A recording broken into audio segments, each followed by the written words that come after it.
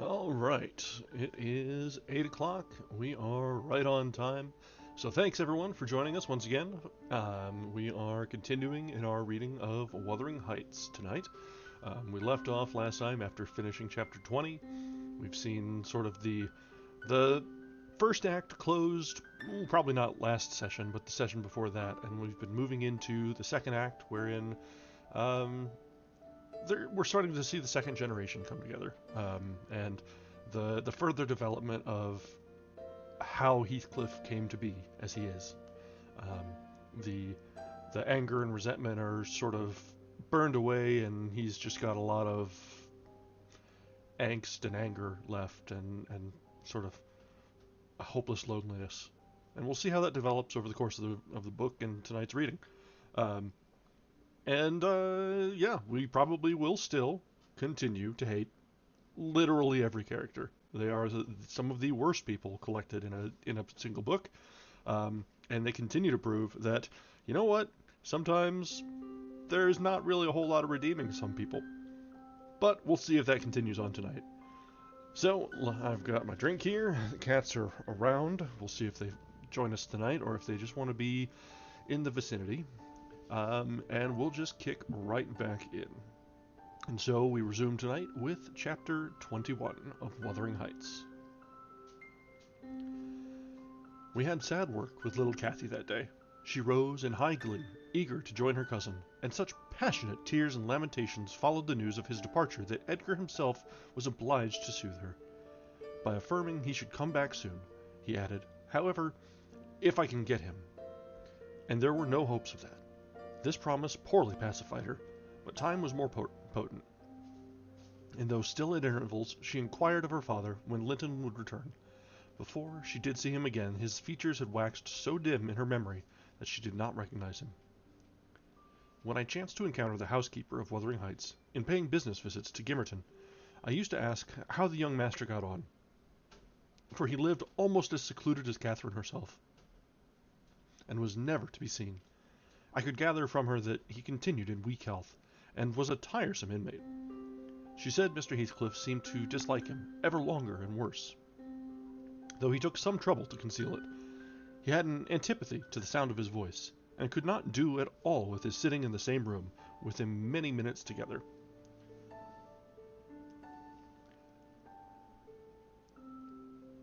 There seldom passed much talk between them. Linton learnt his lessons and spent his evenings in a small apartment they called the parlour, or else lay in bed all day. He was constantly getting coughs, and colds, and aches, and pains of some sort. And I never knew such a faint-hearted creature, added the woman, nor one so careful of his health. He will go on. If I leave the window open a bit late in the evening, oh, it's killing a breath of night air. And he must have a fire in the middle of summer, and Joseph Baccapipe is poison, and he must always have sweets and dainties, and always milk, milk forever, heeding not how the rest of us are pinched in winter, and there he'll sit wrapped in his furred cloak in his chair by the fire, with some toast and water or other slop on the hob to sip at. And if Hareton, for pity, comes to amuse him, Hareton is not bad-natured, though he's rough, they're sure to part, one swearing and the other crying. I believe the master would relish Earnshaw's thrashing him to a mummy, if he were not his son, and I'm certain he would be fit to turn him out of doors, if he knew half the nursing he gives his own. But then he won't go into danger of temptation. He never enters the parlour, and should Linton show those ways in the house where he is, he sends him upstairs directly. I divined, from this account, that utter lack of sympathy had rendered young Heathcliff selfish and disagreeable, if he were not so originally, and my interest in him consequently decayed, though still I was moved with a sense of grief at his lot, and a wish that he had been left with us. Mr. Edgar encouraged me to gain information. He thought a great deal about him, I fancy, and would have run some risk to see him, and he told me once to ask the housekeeper whether he ever came into the village. She said he had been only twice, on horseback, accompanying his father, and both times he pretended to be quite knocked up for 3 or 4 days afterwards. That housekeeper left, if I recollect rightly, 2 years after he came, and another, whom I did not know, was her successor. She lives there still. Time wore on at the Grange, in its former pleasant way, till Miss Cathy reached 16. On the anniversary of her birth, we never manifested any signs of rejoicing, because it was also the anniversary of my late mistress's death. Her father invariably spent that day alone in the library, and walked, at dusk, as far as Gimmerton Kirkyard, where he would frequently prolong his stay beyond midnight. Therefore, Catherine was shown on her own resources for amusement. This 20th of March was a beautiful spring day, and when her father had retired, my young lady came down dressed for going out, and said she asked to have a ramble on the edge of the moor with me. Mr. Linton had given her leave, if he went only a short distance, and were back within the hour. "So make haste, Ellen," she cried. "I know where I wish to go, where a colony of moor game are settled. I want to see whether they have made their nest yet." "That must be a good distance up," I answered. "They don't breed on the edge of the moor." "No, it's not," she said. "I've gone very near with Papa." I put on my bonnet and sallied out, thinking nothing more of the matter. She hounded before me, and returned to my side, and was off again like a young greyhound, and, at first, I found plenty of entertainment in listening to the larks singing far and near, and enjoying the sweet warm sunshine, and watching her, my pet and my delight, with her golden ringlets flying loose behind, and her bright cheek, as soft and pure in its bloom as a wild rose, and her eyes radiant with cloudless pleasure. She was a happy creature, and an angel, in those days. It's a pity she could not be content. "Well," said I, "where are your moor game, Miss Cathy? We should be at them. The Grange Park fence is a great way off now." "Oh, a little further, only a little further, Ellen," was her answer continually. "Climb to that hillock, past that bank, and by the time you reach the other side, I shall have raised the birds." But there were so many hillocks and banks to climb and pass that, at length, I began to be weary, and told her we must halt and retrace our steps. I shouted to her, as she had outstripped me a long way. She either did not hear or did not regard, for she still sprang on, and I was compelled to follow. Finally, she dived into a hollow, and before I came in sight of her again, she was 2 miles nearer Wuthering Heights than her own home, and I beheld a couple of persons arrest her, one of whom I felt convinced was Mr. Heathcliff himself. Kathy had been caught in the fact of plundering, or at least hunting out the nests of the grouse. The heights were Heathcliff's land, and he was reproving the poacher. "I've neither taken any nor found any," she said, as I told to them, expanding her hands in corroboration of the statement. "I didn't mean to take them, but Papa told me there were quantities up here, and I wished to see the eggs." Heathcliff glanced at me with an ill-meaning smile, expressing his acquaintance with the party, and, consequently, his malevolence toward it, and demanded who Papa was. "Mr. Linton of Thrushcross Grange," she replied. "I thought you did not know me, or you wouldn't have spoken in that way." "You suppose Papa is highly esteemed and respected, then?" he said, sarcastically. "And what are you?" inquired Catherine, gazing curiously on the speaker. "That man I've seen before. Is he your son?" She pointed to Hareton, the other individual, who had gained nothing but increased bulk and strength by the addition of 2 years to his age. He seemed as awkward and rough as ever. "Miss Cathy," I interrupted, "it will be 3 hours instead of 1 that we are out presently. We really must go back." "No, that man is not my son," answered Heathcliff, pushing me aside. "But I have one, and you have seen him before too, and though your nurse is in a hurry, I think both you and she would be the better for a little rest. Will you just turn this nab of heath and walk into my house? You'll get home earlier for the ease, and you shall receive a kind welcome." I whispered Catherine that she mustn't, on any account, accede to the proposal. It was entirely out of the question. "Why?" she asked aloud. "I'm tired of running, and the ground is dewy. I can't sit here. Let us go, Ellen. Besides, he says I have seen his son. He's mistaken, I think, but I guess where he lives. At the farmhouse I visited in coming from Penistone Crags, don't you?" "I do. Come, Nelly, hold your tongue. It will be a treat for her to look in on us. Hareton, get forwards with the lass. You shall walk with me, Nelly." "No, she's not going to any such place," I cried, struggling to release my arm, which he had seized, but she was almost at the door-stones already, scampering round the brow at full speed. Her appointed companion did not pretend to escort her. He shied off by the roadside and vanished. "Mr. Heathcliff, it's very wrong," I continued. You know you mean no good, and there she'll see Linton, and it all will be told as soon as ever we return, and I shall have the blame." "I want her to see Linton," he answered. "He's looking better these few days. It's not often he's fit to be seen, and we'll soon persuade her to keep the visit secret. Where's the harm of it?" "The harm of it is that her father would hate me if he found I suffered her to enter your house, and I am convinced you have a bad design in encouraging her to do so," I replied. "My design is as honest as possible. I'll inform you of its whole scope," he said. "That the 2 cousins may fall in love and get married. I'm acting generously to your master. His young chit has no expectations, and should she second my wishes, she'll be provided for at once as joint successor with Linton." "If Linton died," I answered, "and his life is quite uncertain, Catherine would be the heir." "No, she would not," he said. "There is no clause in the will to secure it so. His property would go to me. But, to prevent disputes, I desire their union, and am resolved to bring it about."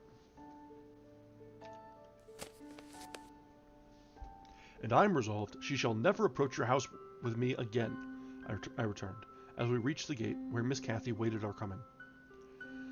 Heathcliff bade me be quiet, and, preceding us up the path, hastened to open the door.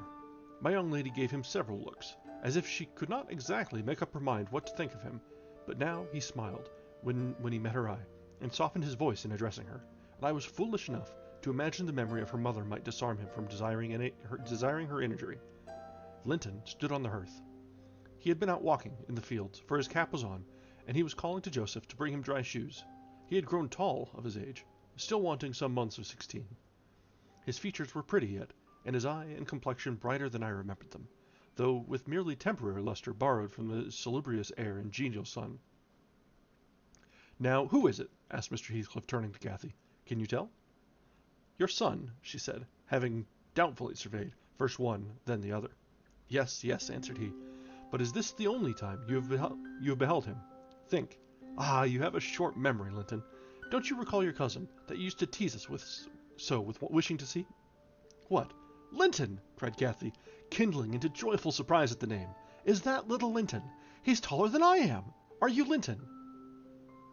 The youth stepped forward and acknowledged himself. She kissed him fervently, and they gazed with wonder at the change time had wrought in the appearance of each. Catherine had reached her full height. Her figure was both plump and slender, elastic as steel, and her whole aspect sparkling with health and spirits. Linton's looks and movements were very languid, and his form extremely slight, but there was a grace in his manner that mitigated these defects, and rendered him not unpleasing. After exchanging numerous marks of fondness with him, his cousin went to Mr. Heathcliff, who lingered by the door, dividing his attention between the objects inside and those that lay without, pretending, that is, to observe the latter, and really noting the former alone. "And you are my uncle, then?" she cried, reaching up to salute him. "I thought I liked you, though you were cross at first. Why don't you visit the Grange with Linton? To live all these years such close neighbours and never see us is odd. What have you done so far?" "I visited it once or twice too often before you were born," he answered. Damn it, if you have any kisses to spare, give them to Linton. They are thrown away on me." "Naughty Ellen!" exclaimed Catherine, flying to attack me next with her lavish caresses. "Wicked Ellen, to try to hinder me from entering. But I'll take this walk every morning in future. May I, uncle? And sometimes bring Papa? Won't you be glad to see us?" "Of course," replied the uncle, with a hardly suppressed grimace, resulting from his deep aversion to both the proposed visitors. "But stay," he continued, turning towards the young lady. "Now I think of it, I'd better tell you. Mr. Linton has a prejudice against me. We quarrelled at one time of our lives, with unchristian ferocity, and, if you mention coming here to him, he'll put a veto on your visits altogether. Therefore, you must not mention it, unless you be careless of seeing your cousin hereafter. You may come, if you will, but you must not mention it." "Why did you quarrel?" asked Catherine, considerably crestfallen. "He thought me too poor to wed his sister," answered Heathcliff, "and was grieved that I got her. His pride was hurt, and he'll never forgive it." "That's wrong," said the young lady. "Sometime I'll tell him so, but Linton and I have no share in your quarrel. I'll not come here, then. He shall come to the Grange." "It will be too far for me," murmured her cousin. "To walk 4 miles would kill me. No, come here, Miss Catherine, now and then. Not every morning, but once or twice a week." The father launched towards his son a glance of bitter contempt. "I am afraid, Nelly, I shall lose my labour," he muttered to me. "Miss Catherine, as the ninny calls her, will discover his value, and send him to the devil. Now, if it had been Hareton, do you know that 20 times a day I covet Hareton, with all his degradation. I'd have loved the lad had he been someone else. But I think he's safe from her love. I'll pit him against that paltry creature, unless it bestir itself briskly. We calculate it will be scarcely last till it is 18. Oh, confound the vapid thing! He's absorbed in drying his feet, and never looks at her. Linton!" "Yes, father," answered the boy. "Have you nothing to show your cousin anywhere about, not even a rabbit or a weasel's nest? Take her into the garden, before you change your shoes, and into the stable to see your horse." "Wouldn't you rather sit here?" asked Linton, addressing Cathy in a tone which expressed reluctance to move again. "I don't know," she replied, casting a longing look at the door, and evidently eager to be active. He kept his seat, and shrank closer to the fire. Heathcliff rose and went into the kitchen, and from thence to the yard, calling out for Hareton. Hareton responded, and presently the two re-entered. The young man had been washing himself, as was visible by the glow on his cheeks and his wetted hair. "Oh, I'll ask you, uncle," cried Miss Cathy, recollecting the housekeeper's assertion. That is not my cousin, is he?" "Yes," he replied, "your mother's nephew. Don't you like him?" Catherine looked queer. "Is he not a handsome lad?" he continued. The uncivil little thing stood on tiptoe, and whispered a sentence in Heathcliff's ear. He laughed. Hareton darkened. I perceived he was very sensitive to suspected slights, and had obviously a dim notion of his inferiority. But his master or guardian chased the frown by exclaiming, "You'll be the favourite among us, Hareton. She says you are what was it? Well, something very flattering. Here, you go with her round the farm, and behave like a gentleman, mind. Don't use any bad words, and don't stare when the young lady is not looking at you, and be ready to hide your face when she is. And, when you speak, say your words slowly, and keep your hands out of your pockets. Be off, and entertain her as nicely as you can." He watched the couple walking past the window. Earnshaw had his countenance completely averted from his companion. He seemed studying the familiar landscape with a stranger's and an artist's interest. Catherine took a sly look at him, expressing small admiration. She then turned her attention to seeking out objects of amusement for herself, and tripped merrily on, lifting a tune to supply the lack of conversation. "I've tied his tongue," observed Heathcliff. "He'll not venture a single syllable all the time." "Nelly, you recollect me at this age, nay, some years younger. Did I ever look so stupid, so gaumless, as Joseph calls it?" "Worse," I replied, "because more sullen with it." I have a pleasure in him, he continued, reflecting aloud. He has satisfied my expectations. If he were a born fool, I should not enjoy it half so much, but he's no fool, and I can sympathize with all his feelings, having felt them myself. I know what he suffers now, for instance, exactly. It is merely a beginning of what he shall suffer. And he'll never be able to emerge from his bathos of coarseness and ignorance. I've got him faster than his scoundrel of a father secured me, and lower, for he takes a pride in his brutishness. I've taught him to scorn everything extra animal as silly and weak. Don't you think Hindley would be proud of his son if he could see him? Almost as proud as I am of mine. But there's this difference. One is gold put to use of paving stone, and the other is tin polished to ape a surface of silver.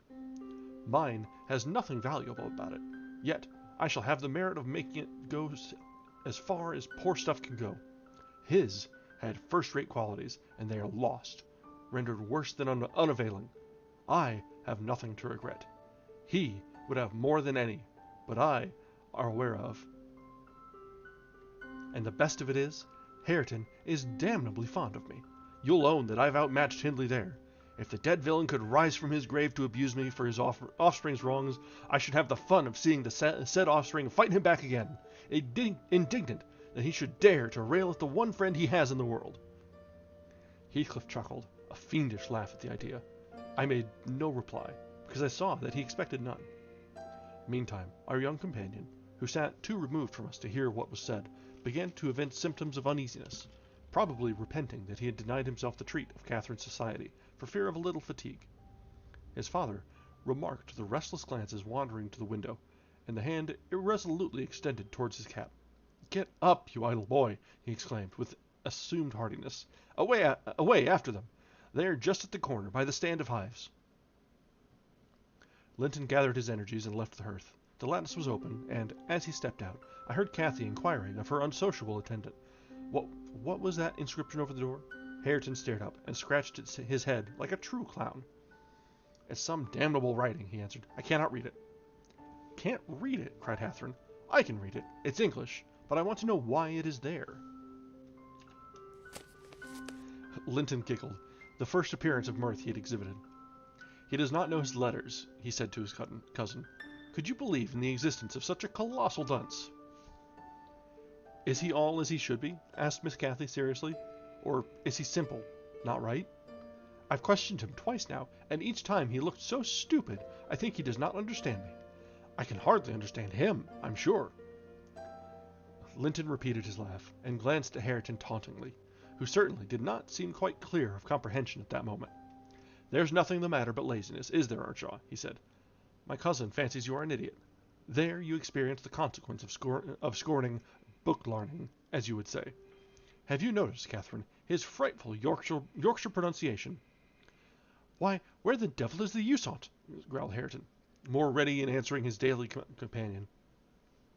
He was about to enlarge further, but the two youngsters broke into a noisy fit of merriment, my giddy miss being delighted to discover that she might turn his strange talk to matter of amusement. "Where's the use of the devil in that sentence?" tittered Linton. "Papa told you not to say any bad words, and you can't open your mouth without one. Do try to behave like a gentleman, now do." "If thou weren't more a lass than a lad, I'd fell thee this minute, I would. Pitiful lad of a crater," retorted the angry boor, retreating, while his face burnt with mingled rage and mortification, for he was conscious of being insulted, and embarrassed how to resent it. Mr. Heathcliff, having overheard the conversation, as well as I, smiled when he saw him go, but immediately afterwards cast a look of singular aversion on the flippant pair, who remained chattering in the doorway. The boy, finding animation enough while discussing Hareton's faults and deficiencies, and relating anecdotes of his goings-on, and the girl relishing his pert and spiteful sayings, without considering the ill nature they evinced. I began to dislike, more than to compassionate, Linton, and to excuse his father in some measure for holding him cheap. We stayed till afternoon. I could not tear Miss Cathy away sooner, but happily my master had not quitted his apartment, and remained ignorant of our prolonged absence. As we walked home, I would fain have enlightened my charge on the characters of the people we had quitted, but she got it into her head that I was prejudiced against them. Aha! She cried. You took Papa's side, Ellen. You are partial, I know, or else you wouldn't have cheated me so many years into the notion that Linton lived a long way from here. I'm really extremely angry, only I'm so pleased I can't show it. But you must hold your tongue about my uncle. He's my uncle, remember, and I'll scold Papa for quarreling with him. And so she ran on, till I relinquished the endeavor to convince her of her mistake. She did not mention the visit that night, because she did not see Mr. Linton. Next day it all came out, sadly to my chagrin, and still I was not altogether sorry. I thought the burden of directing and warning would be more efficiently borne by him than me. But he was too timid in giving satisfactory reasons for his wish that she should shun connection with the household at the Heights, and Catherine liked good reasons for every restraint that harassed her petted will. "Papa," she exclaimed, after the morning salutations, "guess whom I saw yesterday in my walk on the moors? Ah, Papa, you started! You've not done right, have you now? I saw, but listen, and you shall hear now. I found you out, and Ellen, who is in league with you, yet pretended to pity me so, when I kept going, and was always disappointed about Linton's coming back." She gave a faithful account of her excursion and its consequences, and my master, though he cast more than one reproachful look at me, said nothing till she had concluded. Then he drew her to him, and asked if she knew why he had concealed Linton's near neighborhood from her. Could she think it was to deny her a pleasure that she might harmlessly enjoy? "It was because you disliked Mr. Heathcliff," she answered. "Then you believe I care more for my own feelings than yours, Cathy," he said. "No, it was not because I disliked Mr. Heathcliff, but because Mr. Heathcliff dislikes me, and is a most diabolical man, delighting to wrong and ruin those he hates, and if they give him the slightest opportunity. I knew that you could not keep up an acquaintance with your cousin without being brought into contact with him, and I knew he would detest you on my account, so for your own good, and nothing else, I took precautions that you should not see Linton again. I meant to explain this some time as you grew older, and I'm sorry I delayed it." "But Mr. Heathcliff was quite cordial, Papa," observed Catherine, not at all convinced, "and he didn't object to our seeing each other. He said I might come to his house when I pleased, only I must not tell you, because you have quarrelled with him, and would not forgive him for marrying Aunt Isabella, and you won't. You are the one to be blamed. He is willing to let us be friends, at least, Linton and I, and you are not." My master, perceiving that she would not take his word for her uncle-in-law's evil disposition, gave a hasty sketch of his conduct to Isabella, and the manner in which Wuthering Heights became his property. He could not bear to discourse long upon the topic, for though he spoke little of it, he still felt the same horror and devastation of his ancient enemy that had occupied his heart ever since Mrs. Linton's death. "She might have been living yet, if it had not been for him," was his constant, bitter reflection, and, in his eyes, Heathcliff seemed a murderer. Miss Cathy, conversant with no bad deeds except her own slight acts of disobedience, injustice, and passion arising from hot temper and thoughtlessness, and repented of on the day they were committed, was amazed at the blackness of spirit that could brood on and cover revenge for years, and deliberately prosecute its plans without a visitation of remorse. She appeared so deeply impressed and shocked at this new view of human nature, excluded from all her studies and all her ideas till now, that Mr. Edgar deemed it unnecessary to pursue the subject. He merely added, "You will know hereafter, darling, why I wish you to avoid his house and family. Now, return to your old employments and amusements, and think no more about them." Catherine kissed her father, and sat down quietly to her lessons for a couple of hours, according to custom. Then she accompanied him into the grounds, and the whole day passed as usual. But in the evening, when she had retired to her room, and I went to help her to undress, I found her crying, on her knees by the bedside. "Oh, fie, silly child," I exclaimed. "If you had any real griefs, you'd be ashamed to waste a tear on this little contrariety. You never had one shadow of substantial sorrow, Miss Catherine. Suppose, for a minute, that Master and I were dead, and you were by yourself in the world. How would you feel then? Compare the present occasion with such an affliction as that, and be thankful for the friends you have, instead of coveting more." "I'm not crying for myself, Ellen," she answered. "It's for him. He expected to see me again tomorrow, and then there he'll be so disappointed, and he'll wait for me. I shan't come." "Nonsense," said I. "Do you imagine he has thought as much of you as you have of him? Hasn't he Hareton for a companion? Not 1 in 100 would weep at losing a relation they had just seen twice, for 2 afternoons. Linton will conjecture how it is, and trouble himself no further about you. But may I not write a note to tell him why he cannot come? She asked, rising to her feet, and just send those books I promised to lend him. His books are not as nice as mine, and he wanted to have them extremely when I told him how interesting they were. May I not, Ellen? No, indeed, replied I with decision. Then he would write to you, and there'd never be an end of it. No, Miss Catherine, the acquaintance must be dropped entirely, so Papa expects, and I shall see that it is done. But how can one little note, she recommenced, putting on an imploring countenance. Silence, I interrupted. We'll not begin with your little notes. Get into bed. She threw at me a very naughty look, so naughty that I would not kiss her good night at first. I covered her up and shut her door, in great displeasure. But, repenting halfway, I returned softly, and lo! There was Miss, standing at the table with a bit of blank paper before her and a pencil in her hand, which she guiltily slipped out of sight on my entrance. You'll get nobody to take that, Catherine, I said. If you write it, and at present I shall put out your candle. I set the extinguisher on the flame, receiving, as I did so, a slap on my hand and a petulant "cross thing." I then quitted her again, and she drew the bolt in one of her worst, most peevish humours. The letter was finished and forwarded to its destination by a milk fetcher who came from the village. But that I didn't learn till some time afterwards. Weeks passed on, and Cathy recovered her temper, though she grew wondrous fond of stealing off to corners by herself, and often, if I came near her suddenly while reading, she would start and bend over the book, evidently desirous to hide it, and I detected edges of loose paper sticking out beyond the leaves. She also got a trick of coming down early in the morning and lingering about the kitchen, as if she were expecting the arrival of something. And she had a small drawer in a cabinet in the library, which she would trifle over for hours, and whose key she took special care to remove when she left it. One day, as she inspected this drawer, I observed that the playthings and trinkets which recently formed its contents were transmuted into bits of folded paper. My curiosity and suspicions were roused. I determined to take a peep at her mysterious treasures. So at night, as soon as she and my master were safe upstairs, I searched and readily found among my house keys one that would fit the lock. Having opened, I emptied the whole contents into my apron, and took them with me to examine at leisure in my own chamber. Though I could not but suspect, I was still surprised to discover they were a mass of correspondence, daily almost, it must have been, from Linton Heathcliff, answers to documents forwarded by her. The earlier dated were embarrassed and short. Gradually, however, they expanded into copious love letters, foolish, as the age of the writer rendered natural, yet with touches here and there I thought were borrowed from a more experienced source. Some of them struck me as singularly odd compounds of ardor and flatness, commencing in strong feeling, and concluding in the affected, wordy style that a schoolboy might use to a fancied incorporeal sweetheart.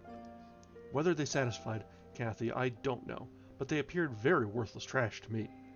After turning over as many as I thought proper, I tied them in a handkerchief and set them aside, relocking the vacant drawer. Following her habit, my lady descended early, and visited the kitchen. I watched her go to the door, on the arrival of a certain little boy, and, while the dairymaid filled his can, she tucked something into his jacket pocket, and plucked something out. I went round by the garden, and laid wait for the messenger, who fought valorously to defend his trust, and he spilt the milk between us. But I succeeded in abstracting the epistle, and, threatening serious consequences if he did not look sharp home, I remained under the wall and pursued Miss Cathy's affectionate composition. It was more simple and more eloquent than her cousin's. Very pretty and very silly. I shook my head and went meditating into the house. The day being wet, she could not divert herself with rambling about the park, so, at the conclusion of her morning studies, she resorted to the saltness of the drawer. Her father sat reading at the table, and I, on purpose, had sought a bit of work in some unripped fringes at the window curtain, keeping my eye steadily fixed on her proceedings. Never did any bird flying back to a plundered nest, which it had left brimful of chirping young ones, express more complete despair in its anguished cries and flutterings than she, by her single "Oh!" and the change that transfigured her late happy countenance. Mr. Linton looked up. "What is the matter, love? Have you hurt yourself?" he said. His tone and look assured her he had not been the discoverer of the hoard. "No, Papa. Ellen, come upstairs. I'm sick." I obeyed her summons and accompanied her out. "Oh, Ellen, you have got them!" she commenced immediately, dropping on her knees when we were closed alone. "Oh, give them to me, and I'll never, never do so again. Don't tell Papa. You have not told Papa, Ellen. Say you have not. I have been exceedingly naughty, but I won't do it any more." With a grave severity in my manner, I bade her stand up. "So," I exclaimed, "Miss Catherine, you are tolerably far on, it seems. You may well be ashamed of them. A fine bundle of trash you study in your leisure hours, to be sure. Why, it's good enough to be printed. And what do you suppose the master will think when I display it before him? I haven't shown it yet, but you needn't imagine I shall keep your ridiculous secrets. For shame! And you must have led the way in writing such absurdities. He would not have thought of beginning, I'm certain." I didn't, sobbed Kathy, fit to break her heart. "I didn't once think of loving him till—" "Loving!" cried I, as scornfully as I could utter the word. "Loving! Did anybody ever hear the like? I might just as well talk of loving the miller who comes once a year to buy our corn. Pretty loving indeed! And both times together you have seen Linton hardly 4 hours in your life. Now here is the baby as trash. I'm going with it to the library, and we'll see that your father says to such loving." She sprang at her precious epistles, but I held them above my head, and then she poured out further frantic entreaties that I would burn them. Do anything rather than show them, and being really fully as much inclined to laugh as scold, for I esteemed it all girlish vanity, I at length relented in a measure, and asked, "If I consent to burn them, will you promise faithfully neither to send nor receive a letter again, nor a book, for I perceive you have sent him books, nor locks of hair, nor rings, nor playthings?" "We don't send playthings," cried Catherine, her pride overcoming her shame. "Nor anything at all, then, my lady," I said. "Unless you will, here I go." "I promise, Ellen," she cried, catching my dress. "Oh, put them in the fire, do!" But when I proceeded to open a place with the poker the sacrifice was too painful to be borne. She earnestly supplicated that I would spare her one or two, Ellen, to keep for Linton's sake.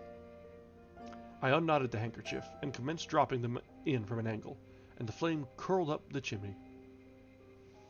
"I will have one, you cruel wretch!" she screamed, darting her hand into the fire, and drawing forth some half-consumed fragments, at the expense of her fingers.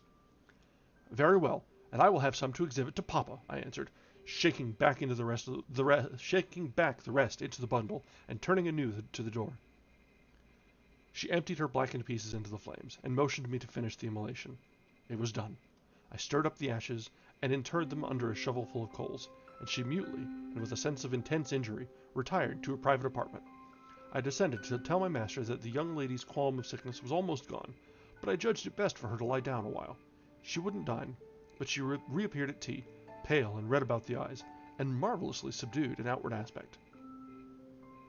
Next morning I answered the letter by a slip of paper inscribed, "Master Heathcliff is requested to send no more notes to Miss Linton, as she will not receive them," and thenceforth the little boy came with vacant pockets. That brings us to the end of chapter 21, wherein Catherine the Younger is every bit as vapid as Catherine the Elder. Ay, ay, ay. The way Heathcliff goes on, and the pleasure he takes in ruining Hareton as someone who had potential and just absolutely crushing any sort of potential he might have had, and then on the flip side, trying to polish the turd that is his own son, is such a level of vindictiveness. It is honestly a little impressive. And again, we find there are no characters to like. Linton is a little bit better, but he's kind of mean, especially to Hareton. So, but that's certainly a product of his environment. I mean, you're raised in hell, you can't help but have horns yourself, right? But, yay.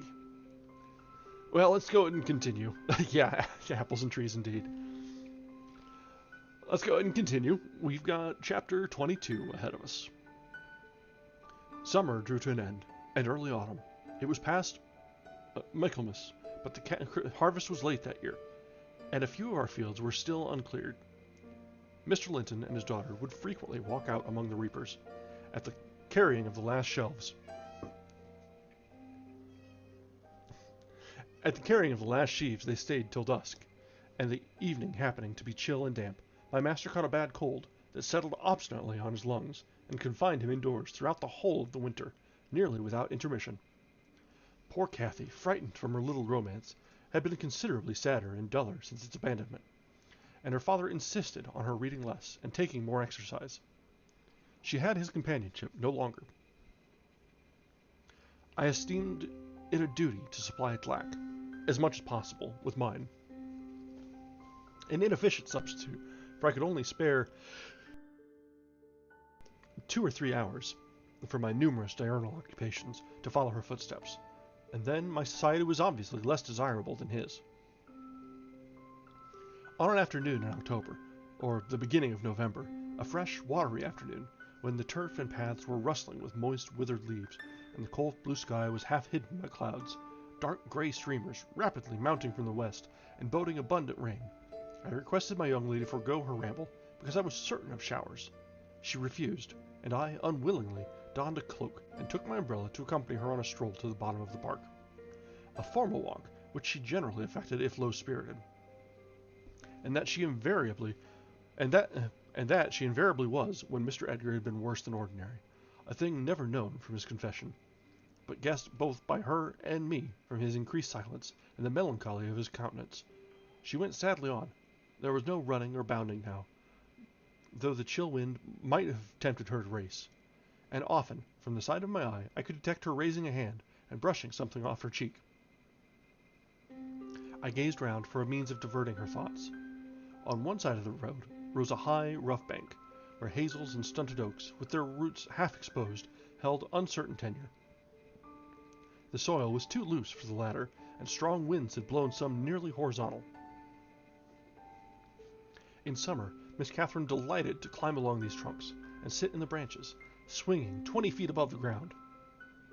And I, pleased with her agility and her light, childish heart, still considered it proper to scold every time I caught her at such an elevation, but so that she knew there was no necessity for descending. From dinner to tea she would lie in her breeze-rocked cradle, doing nothing except singing old songs, my nursery lore, to herself, or watching the birds, joint tenants, feed and entice their young ones to fly, or nestling, with closed lids, half thinking, half dreaming, happier than words can express. "Look, miss," I exclaimed, pointing to a nook under the roots of one twisted tree. "Winter is not here yet. There's a little flower up yonder, the last bud from the multitudes of bluebells that clouded these turf steps in July with a lilac mist. Will you clamber up and pluck it to show Papa?" Cathy stared a long time at the lonely blossom, trembling in its earthy shelter, and replied, at length, "No, I'll not touch it. But it looks melancholy, does it not, Ellen?" "Yes," I observed, "about as starved and sackless as you. Your cheeks are bloodless. Let us take hold of hands and run. You're so low. I dare say I shall keep up with you." "No," she repeated, and continued sauntering on, pausing at intervals to muse over a bit of moss, or a tuft of blanched grass, or a fungus spreading its bright orange among the heaps of brown foliage, and ever and anon her hand was lifted to her averted face. "Catherine, why are you crying, love?" I asked, approaching and putting my arm over her shoulder. "You mustn't cry because Papa has a cold. Be thankful it is nothing worse." She now put no further restraint on her tears. Her breath was stifled by sobs. "Oh, it will be something worse," she said.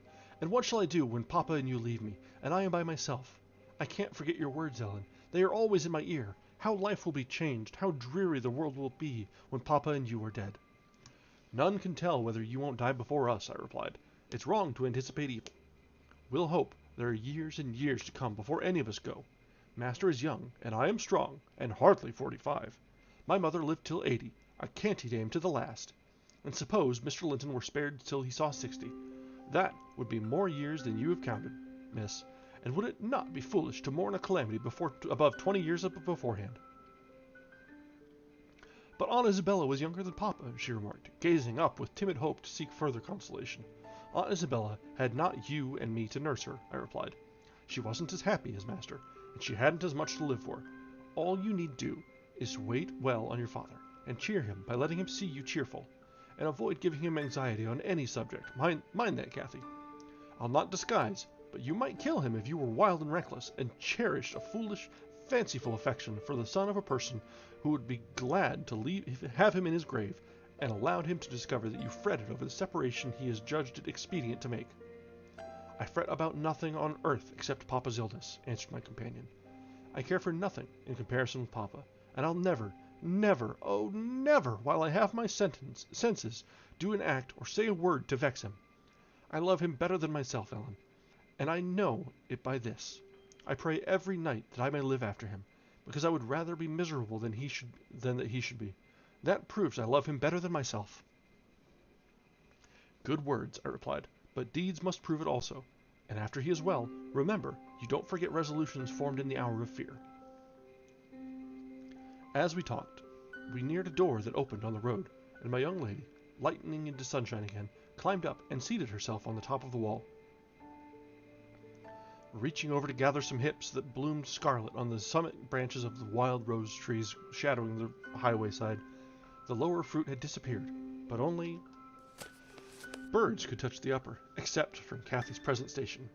In stretching to pull them, her hat fell off, and as the door was locked, she proposed scrambling down to recover it. I bid her be cautious lest she got a fall, and she nimbly disappeared. But the return was no such easy matter. The stones were smooth and neatly cemented, and the rose bushes and blackberry stragglers could yield no assistance in reascending. I, like a fool, didn't recollect that, till I heard her laughing and exclaiming, "Ellen, you'll have to fetch the key, or else I must run round to the porter's lodge. I can't scale the ramparts on this side." "Stay where you are," I answered. "I have my bundle of keys in my pocket. Perhaps I may manage to open it. If not, I'll go." Catherine amused herself with dancing to and fro before the door, while I tried all the large keys in succession. I had applied the last, and found that none would do, so, repeating my desire that she would remain there, I was about to hurry home as fast as I could, when an approaching sound arrested me. It was the trot of a horse. Kathy's dance stopped also. "Who is that?" I whispered.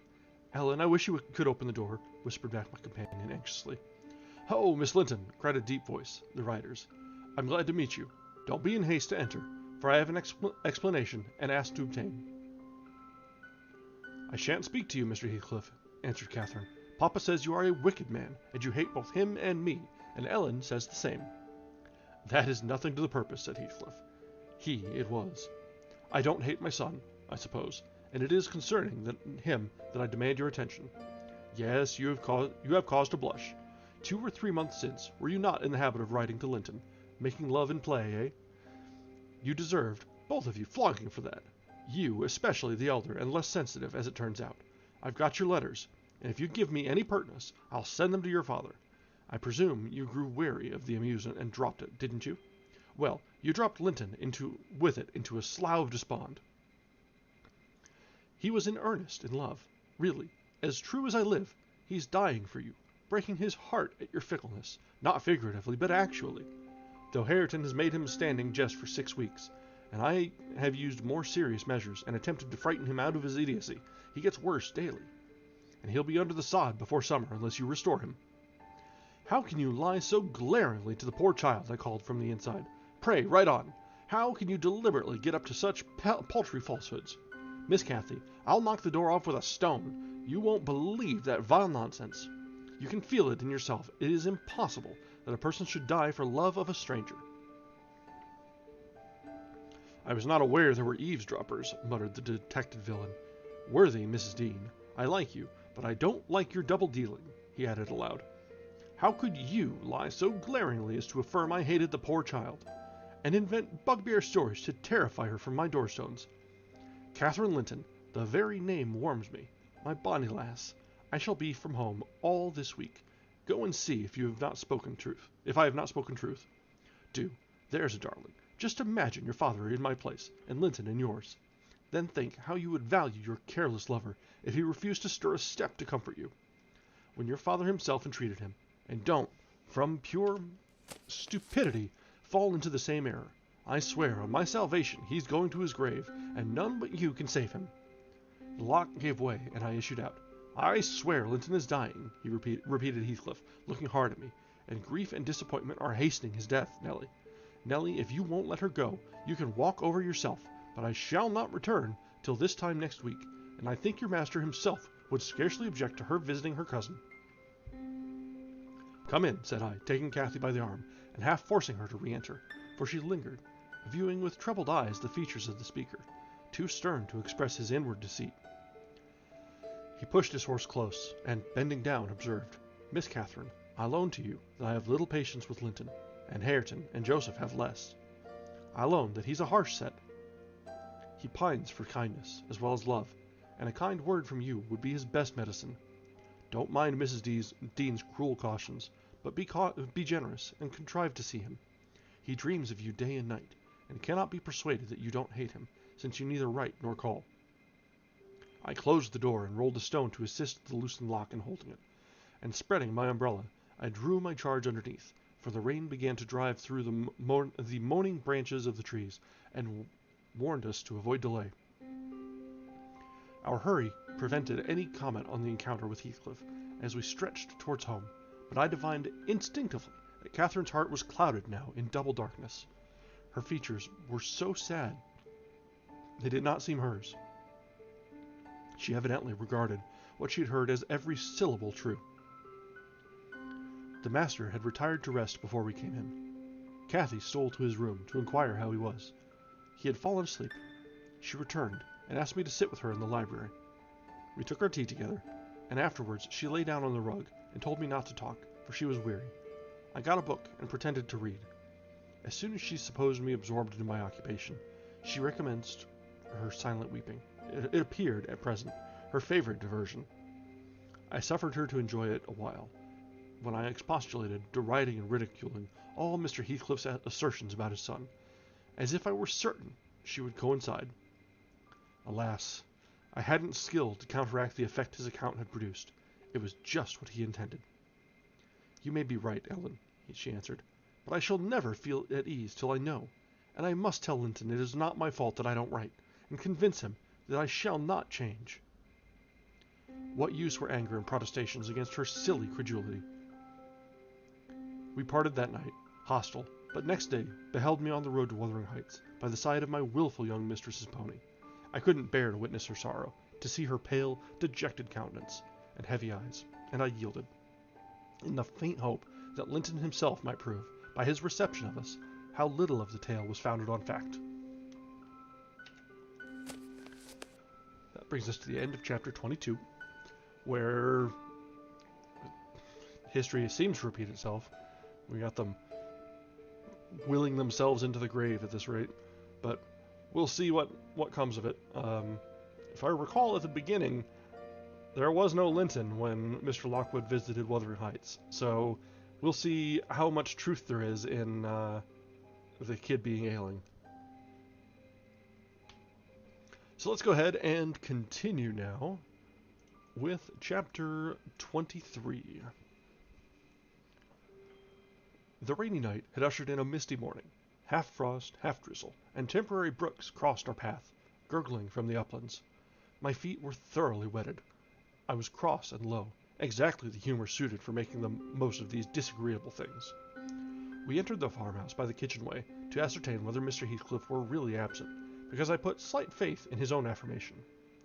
Joseph seemed sitting in a sort of Elysium alone, beside a roaring fire, a quart of ale on the table near him, bristling with large pieces of toasted oatcake, and his black short pipe in his mouth. Catherine ran to the hearth to warm herself. I asked if the master was in. My question remained so long unanswered that I thought the old man had grown deaf, and repeated it louder. "Nay," he snarled, or rather screamed through his nose. "Nay! Ye may go back where ye come from." "Joseph," cried a peevish voice, simultaneously with me, from the inner room. "How often am I to call you? There are only a few red ashes now, Joseph. Come this moment." Vigorous puffs and a resolute stare into the grate declared he had no ear for this appeal. The housekeeper and Hareton were invisible, one gone on an errand, and the other at his work, probably. We knew Linton's tones, and entered. "Oh, I hope you'll die in a garret, starved to death," said the boy, mistaking our approach for that of his negligent attendant. He stopped on observing his error. His cousin flew to him. "Is that you, Miss Linton?" he said, raising his head from the arm of the great chair, in which he reclined. "No, don't kiss me. It takes my breath. Dear me. Papa said you would call," continued he, after recovering a little from Catherine's embrace, while she stood by looking very contrite. Will you shut the door, if you please? You left it open, and those detestable creatures won't bring coals to the fire. It's so cold. I stirred up the cinders, and fetched a scuttleful myself. The invalid complained of being covered with ashes, but he had a tiresome cough, and looked feverish and ill, so I did not rebuke his temper. Well, Linton, murmured Catherine, when his corrugated brow relaxed. Are you glad to see me? Can I do you any good? Why didn't you come before? He asked. You should have come, instead of writing. It tired me dreadfully writing those long letters. I'd far rather have talked to you. Now I can neither bear to talk nor anything else. I wonder where Zillah is. Will you, looking at me, step into the kitchen and see? I had received no thanks for my other service, and being unwilling to run to and fro at his behest, I replied, Nobody is out there but Joseph. I want to drink, he exclaimed fretfully, turning away. Zillah is constantly gadding off to Gimmerton since Papa went. It's miserable, and I'm obliged to come down here. They resolved never to hear me upstairs. Is your father attentive to you, Mr. Heathcliff? I asked, perceiving Catherine to be checked in her friendly advances. Attentive? He makes them a little more attentive at least, he cried. The wretches! Do you know, Miss Linton, that brute Hareton laughs at me. I hate him. Indeed, I hate them all. They are odious beings. Cathy began searching for some water. She lighted on a pitcher in the dresser, filled the tumbler, and brought it. He bid her out a spoonful of wine from a bottle on the table, and having swallowed a small portion, appeared more tranquil, and said she was very kind. And are you glad to see me? Asked she, reiterating her former question, and pleased to detect the faint dawn of a smile. Yes, I am. It's something new to hear a voice like yours, he replied. But I have been vexed, because you wouldn't come. And Papa swore it was owing to me. He called me a pitiful, shuffling, worthless thing, and said you despised me. And if he had been in my place, he would be more the master of the Grange than your father by this time. But you don't despise me, do you, miss? I wish you would say Catherine or Cathy, interrupted my young lady. Despise you? No. Next to Papa and Ellen, I love you better than anybody living. I don't love Mr. Heathcliff, though, and I dare not come when he returns. Will he stay away many days? Not many, answered Linton, but he goes on to the moors frequently, since the shooting season commenced, and you might spend an hour or two with me in his absence. Do say you will. I think I should not be peevish with you. You'd not provoke me, and you'd always be ready to help me, wouldn't you? Yes, said Catherine, stroking his long, soft hair. If I could only get Papa's consent, I'd spend half my time with you. Pretty Linton, I wish you were my brother. And then you would like me as well as your father, observed he, more cheerfully. But Papa says you would love me better than him and all the world if you were my wife, so I'd rather you were that. No, I should never love anybody better than Papa, she returned gravely. And people hate their wives sometimes, but not their sisters and brothers. And if you were the latter, you would live with us, and Papa would be as fond of you as he is of me. Linton denied that people ever hated their wives, but Cathy affirmed they did, and, in her wisdom, instanced his own father's aversion to her aunt. I endeavored to stop her thoughtless tongue. I couldn't succeed, till everything she knew was out. Master Heathcliff, much irritated, asserted her relation was false. Papa told me, and Papa does not tell falsehoods, she answered pertly. My Papa scorns yours, cried Linton. He calls him a sneaking fool. Yours is a wicked man, retorted Catherine, and you are very naughty to dare repeat what he says. He must be wicked to have made Aunt Isabella leave him as she did. She didn't leave him, said the boy. You shan't contradict me. She did, cried my young lady. Well, I'll tell you something, said Linton. Your mother hated your father. Now then. Oh, exclaimed Catherine, too enraged to continue. And she loved mine, added he. You little liar! I hate you now, she panted, and her face grew red with passion. She did, sang Linton, sinking into the recess of his chair, and leaning back his head to enjoy the agitation of the other disputant, who stood behind. Hush, Master Heathcliff, I said. That's your father's tale, too, I suppose. It isn't. You hold your tongue, he answered. She did, Catherine. She did. Cathy, beside herself, gave the chair a violent push, and caused him to fall against one arm. he was immediately seized by a suffocating cough that soon ended his triumph. It lasted so long that it frightened even me. As to his cousin, she wept with all her might, aghast at the mischief she had done, though she said nothing. I held him till the fit exhausted itself. Then he thrust me away and leant his head down silently. Catherine quelled her lamentations also, took a seat opposite, and looked solemnly into the fire. "How do you feel now, Master Heathcliff?" I inquired, after waiting 10 minutes. "I wish she felt as I do," he replied. "Spiteful, cruel thing! Hareton never touches me. He never struck me in his life. And I was better today. And there—" His voice died in a whimper. "I didn't strike you," muttered Cathy, chewing her lip to prevent another burst of emotion. He sighed and moaned like one under great suffering, and kept it up for a quarter of an hour, on purpose to distress his cousin apparently. For whenever he caught a stifled sob from her, he put renewed pain and pathos into the inflections of his voice. "I'm sorry I hurt you, Linton," she said at length, racked beyond endurance. "But I couldn't have been hurt by that little push, and I had no idea that you could either. You're not much, are you, Linton? Don't let me go home thinking I've done you harm. Answer! Speak to me!" "I can't speak to you," he murmured. "You've hurt me so that I shall lie awake all night choking with this cough. If you had it, you'd know what it was. But you'll be comfortably asleep while I'm in agony, and nobody near me. I wonder how you would like to pass those fearful nights." And he began to wail aloud for the very pity of himself. "Since you are in the habit of passing dreadful nights," I said, "it won't be Miss who spoils your ease.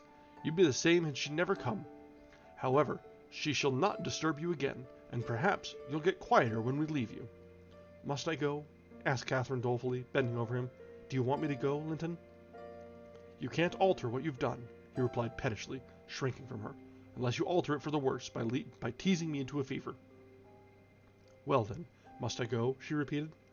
"Let me alone, at least," said he. "I can't bear your talking." She lingered, and resisted my persuasions to departure a tiresome while, but as he neither looked up nor spoke, she finally made a movement to the door, and I followed. We were recalled by a scream. Linton had slid from his seat onto the hearthstone, and lay writhing in the mere perverseness of an indulged plague of a child, determined to be as grievous and harassing as it can. I thoroughly gauged his disposition from his behavior, and saw at once it would be folly to attempt humoring him. Not so my companion. She ran back in terror, knelt down and cried and soothed and entreated till he grew quiet from lack of breath, by no means from compunction at distressing her.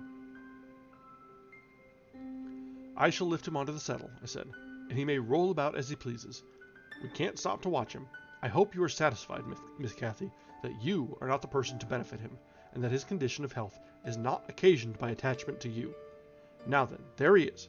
Come away. As soon as he knows there is nobody to care for his nonsense, he'll be glad to lie still." She placed a cushion under his head, and offered him some water. He rejected the latter, and tossed uneasily on the former, as if it were a stone or a block of wood. She tried to put it more comfortably. "I can't do with that," he said. "It's not high enough." Catherine brought another to lay above it. "That's too high," murmured the provoking thing. "How must I arrange it, then?" she asked despairingly.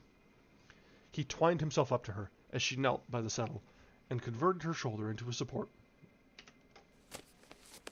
"No, that won't do," I said. "You'll be content with the cushion, Master Heathcliff. Miss has wasted too much time on you already. We cannot remain 5 minutes longer." Yes, we can," replied Cathy. "He's good and patient now. He's beginning to think I shall have far greater misery than he will tonight, if I believe he is the worse for my visit, and then I dare not come again."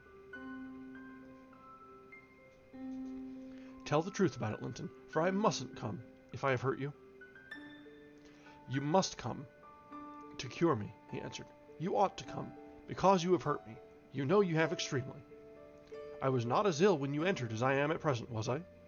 But you've made yourself ill by crying and being in a passion." "I didn't do it at all," said his cousin. "However, we'll be friends now, and you want me. You would wish to see me sometimes, really." "I told you I did," he replied impatiently. "Sit on the settle and let me lean on your knee. That's as Mamma used to do. Whole afternoons together. Sit quite still and don't talk, but you may sing a song, if you can sing, or you may say a nice, long, interesting ballad. One of those you promised to teach me. Or a story. I'd rather have a ballad, though. Begin." Catherine repeated the longest she could remember. The employment pleased both mightily. Linton would have another, and after that another, notwithstanding my strenuous objections. And so they went on, until the clock struck 12, and we heard Hareton in the court, returning for his dinner. "And tomorrow, Catherine, will you be here tomorrow?" asked young Heathcliff, holding her frock as she rose reluctantly. "No," I answered, "nor next day neither." She, however, gave a different response evidently, for his forehead cleared as she stooped and whispered in his ear. "You won't go tomorrow, recollect, miss," I commenced. "When we were out of the house, you are not dreaming of it, are you?" She smiled. "Oh, I'll take good care," I continued. "I'll have that lock mended, and you can escape by no way else." "I can get over the wall," she said, laughing. "The Grange is not a prison, Ellen, and you are not my jailer. And besides, I'm almost 17. I'm a woman, and I'm certain Linton would recover quickly if he had me to look after him. I'm older than he is, you know, and wiser. Less childish, am I not? And he'll soon do as I direct him, with some slight coaxing. He's a pretty little darling when he's good. I'd make such a pet of him if he were mine. We should never quarrel, should we, after we are used to each other? Don't you like him, Ellen?" "Like him!" I exclaimed. "The worst-tempered bit of a sickly slip that ever struggled into his teens. Happily, as Mr. Heathcliff conjectured, he'll not win 20. I doubt whether he'll see a spring indeed, and small loss to his family whenever he drops off. And lucky it is for us that his father took him, the kinder he was treated. The more tedious and selfish he'd be. I'm glad you have no chance of having him for a husband, Miss Catherine." My companion waxed serious at hearing this speech. To speak of his death so regardlessly wounded her feelings. "He's younger than I," she answered, after a protracted pause of meditation. "And he ought to live the longest. He will. He must live as long as I do. He's as strong now as when he first came into the north. I'm positive of that. It's only a cold that ails him, the same as Papa has. You say Papa will get better, and why shouldn't he?" "Well, well," I cried. "After all, we needn't trouble ourselves. For listen, miss, and mind, I'll keep my word. If you attempt going to Wuthering Heights again, with or without me, I shall inform Mr. Linton, and unless he allow it, the intimacy with your cousin must not be revived." "It has been revived," muttered Cathy sulkily. "Must not be continued, then," I said. "We'll see," was her reply, and she set off at a gallop, leaving me to toil in the rear. We both reached home before our dinner time. My master supposed we had been wandering through the park, and therefore he demanded no explanation of our absence. As soon as I entered, I hastened to change my soaked shoes and stockings, but sitting such a while at the Heights had done the mischief. On the succeeding morning I was laid up, and during 3 weeks I remained incapacitated for attending to my duties, a calamity never experienced prior to that period, and never, I am thankful to say, since. My little mistress behaved like an angel in coming to wait on me, and cheer my solitude. The confinement brought me exceedingly low. It is wearisome to a stirring, active body, but few have slighter reasons for complaint than I had. The moment Catherine left Mr. Linton's room, she appeared at my bedside. Her day was divided between us. No amusement usurped a minute. She neglected her meals, her studies, and her play, and she was the fondest nurse that I ever watched. She must have had a warm heart, when she loved her father so, to give so much to me. I said her days were divided between us, but the master retired early, and I generally needed nothing after 6 o'clock. Thus the evening was her own. Poor thing! I never considered what she did with herself after tea. And, though frequently, when she looked in to bid me good night, I remarked a fresh color in her cheeks, and a pinkness on her slender fingers. Instead of fancying the hue borrowed from a cold ride across the moors, I laid it to the charge of a hot fire in the library. And that brings us to the end of chapter 23, where Cathy is certainly up to some mischief.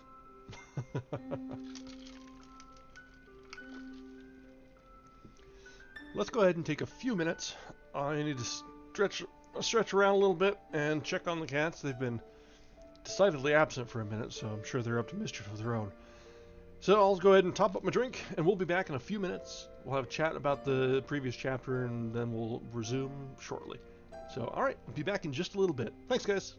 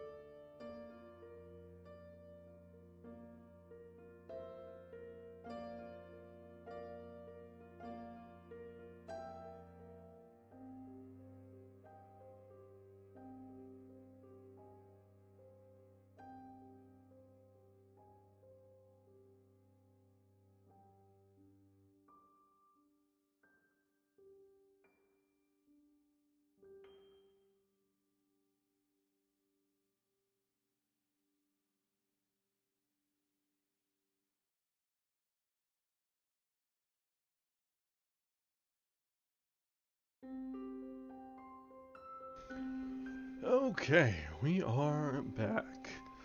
All right. So, yeah, the last chapter, the last couple chapters actually, have been really building towards the what seems the inevitable conjoining of Catherine and Linton, which is ominous to the extreme, if I'm being honest. Um, we'll see how it plays out, but it definitely seems to everything is playing along according to Heathcliff's designs. Um, seems throughout the entire course of the novel, it seems almost everything's been dancing on the palm of his hands. But we'll see. Maybe there'll be a more of a twist, or if nothing else, we'll find that he doesn't find satisfaction in the execution of his grand revenge. Um, he's as he seems so intent on hurting everyone who ever hurt him, or proving proving Providence wrong, that he was the better or bigger person. Um, as we saw in the very beginning, it seems he's definitely not sitting comfortably. So we'll see, and I have a feeling that's the way this will turn toward, is he'll get everything he ever designed on, but it'll taste of ashes in the mouth. Yeah, exactly. I'm certain that that's how it's going to play out. He'll get everything he'd ever wanted, everything he designed, everything he'd planned for, and he won't be happy at all. And it'll just be alone in his misery with Joseph that no one can understand, but is sharing his misery. But we'll see if it turns out that he gets his just desserts or his comeuppance, or if this is all just a grand pathos where we watch it all come together and wait for it to happen, knowing what is going to come, and it's just a matter of the how. But we'll find out. Let's get another chapter 3 in tonight, and we'll see what we see. So let's resume now with chapter 24. At the close of 3 weeks, I was able to quit my chamber and move about the house. And on the first occasion of my sitting up in the evening, I asked Catherine to read to me, because my eyes were weak. We were in the library, the master having gone to bed. She consented, rather unwillingly, I fancied, and in imagining my sort of books did not suit her, I bid her please herself in the choice of what she perused. She selected one of her own favorites, and got forward steadily about an hour. Then came frequent questions. "Ellen, are you not tired? Hadn't you better lie down now? You'll be sick, keeping up so long, Ellen." "No, no, dear, I'm not tired," I returned continually. Perceiving me immovable, she essayed another method of showing her disrelish for her occupation. It changed to yawning and stretching, and, "Ellen, I'm tired." "Give over then and talk," I answered. That was worse. She fretted and sighed, and looked at her watch till 8, and finally went to her room, completely overdone with sleep, judging by her peevish, heavy look and the constant rubbing she inflicted on her eyes. The following night she seemed more impatient still, and on the third, from recovering my company, she complained of a headache and left me. I thought her conduct odd, and having remained alone a long while, I resolved on going and inquiring whether she were better, and asking her to come and lie on the sofa, instead of upstairs in the dark. No Catherine could I discover upstairs, and none below. The servants affirmed they had not seen her. I listened at Mr. Edgar's door. All was silence. I returned to her apartment, extinguished my candle, and seated myself in the window. The moon shone bright. A sprinkling of snow covered the ground, and I reflected that she might, possibly, have taken it into her head to walk about the garden for refreshment. I did detect a figure creeping along the inner fence of the park, but it was not my young mistress. On its emerging into the light, I recognized one of the grooms.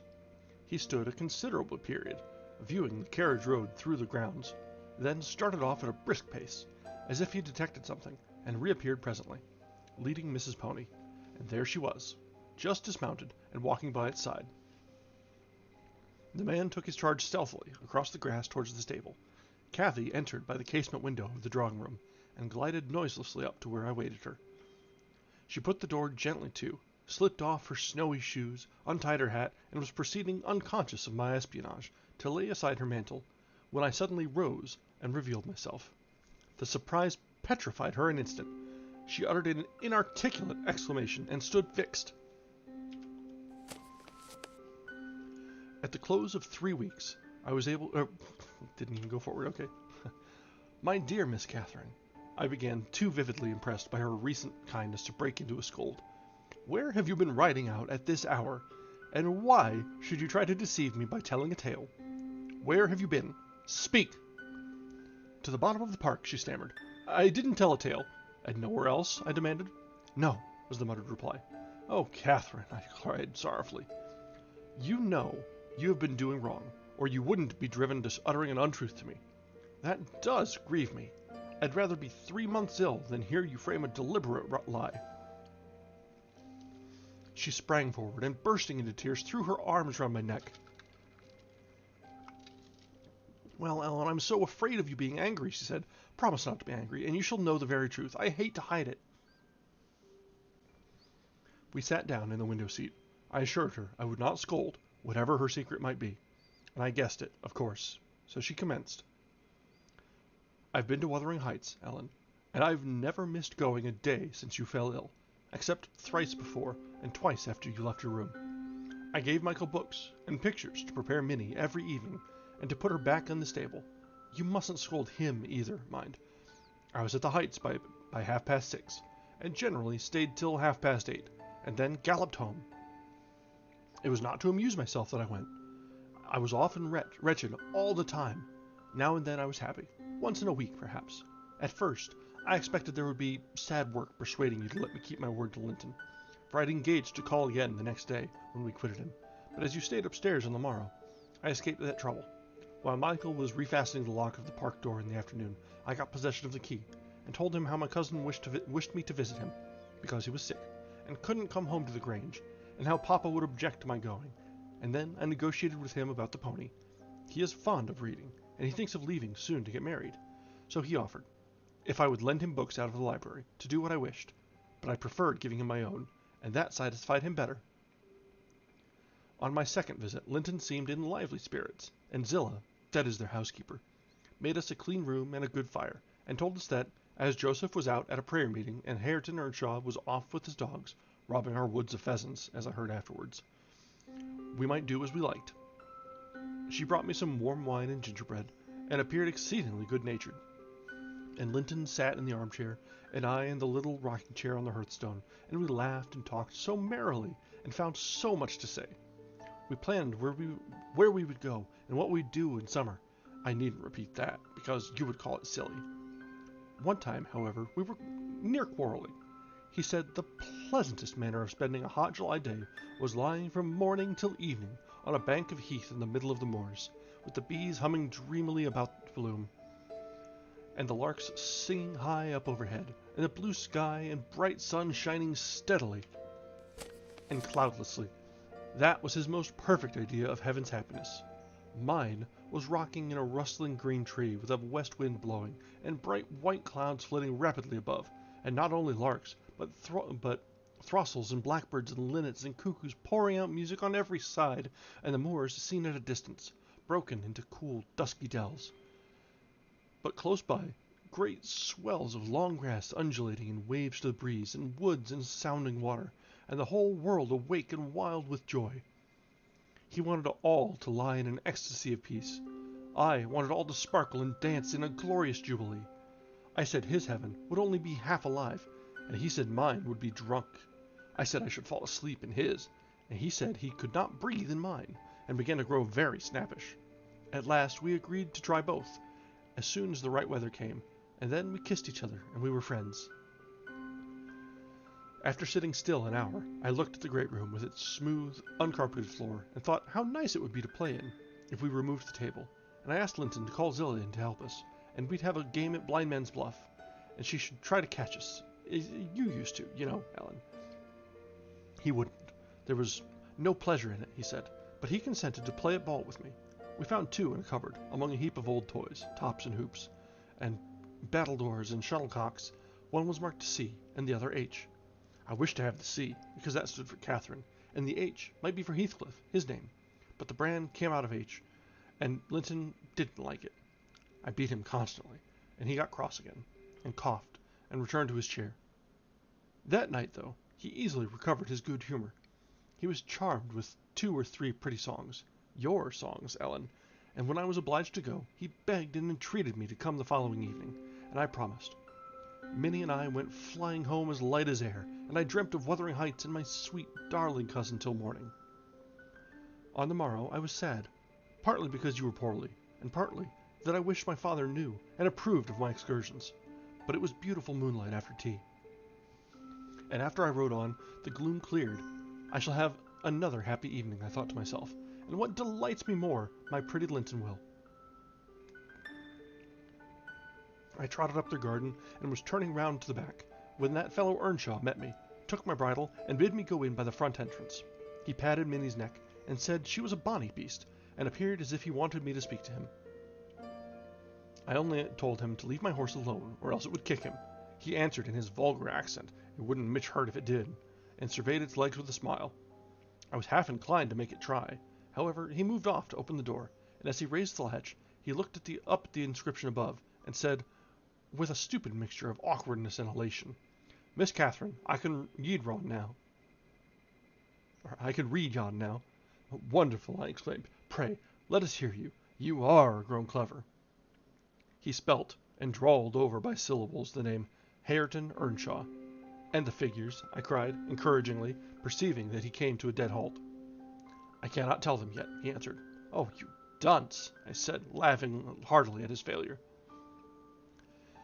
The fool stared, with a grin hovering about his lips, and a scowl gathering over his eyes, as if uncertain whether he might not join in my mirth, whether it were not pleasant familiarity, or what it really was, contempt.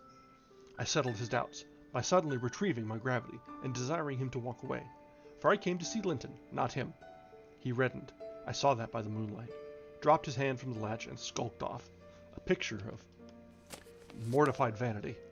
He imagined himself to be as accomplished as Linton, I suppose, because he could spell his own name, and was marvelously discomfited that I didn't think the same.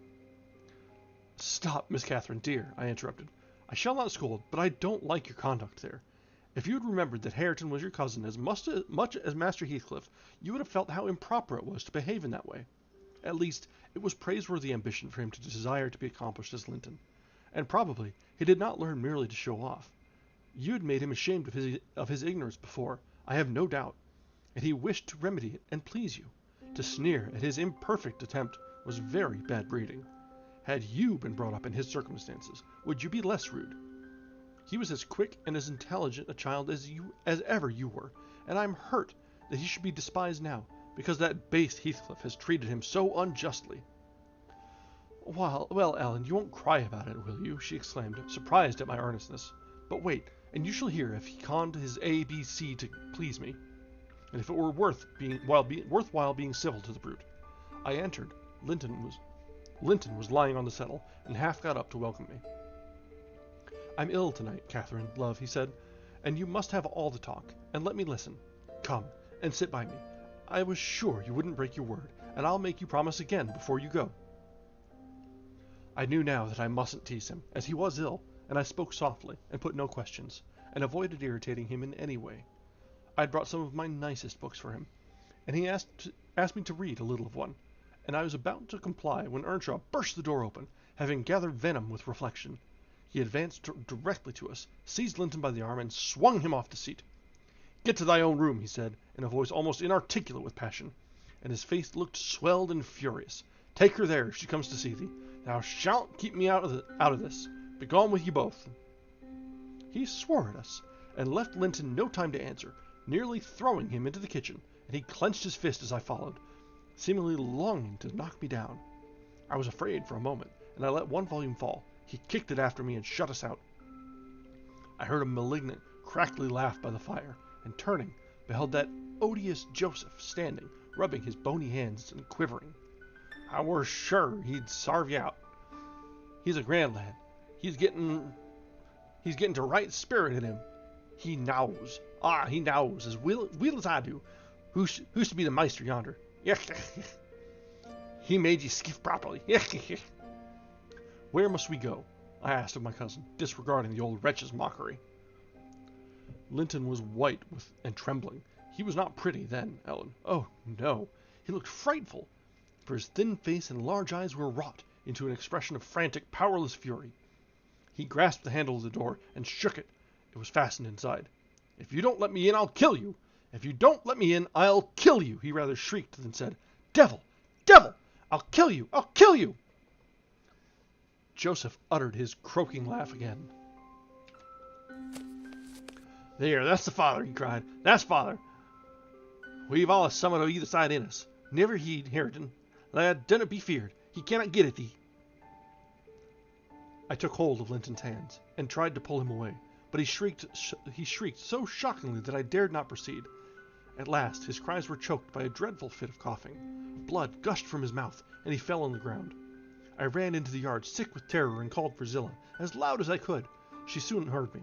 She was milking the cows in a shed behind the barn, and hurrying from her work, she inquired what there was to do. I hadn't breath to explain, dragging her in. I looked about for Linton.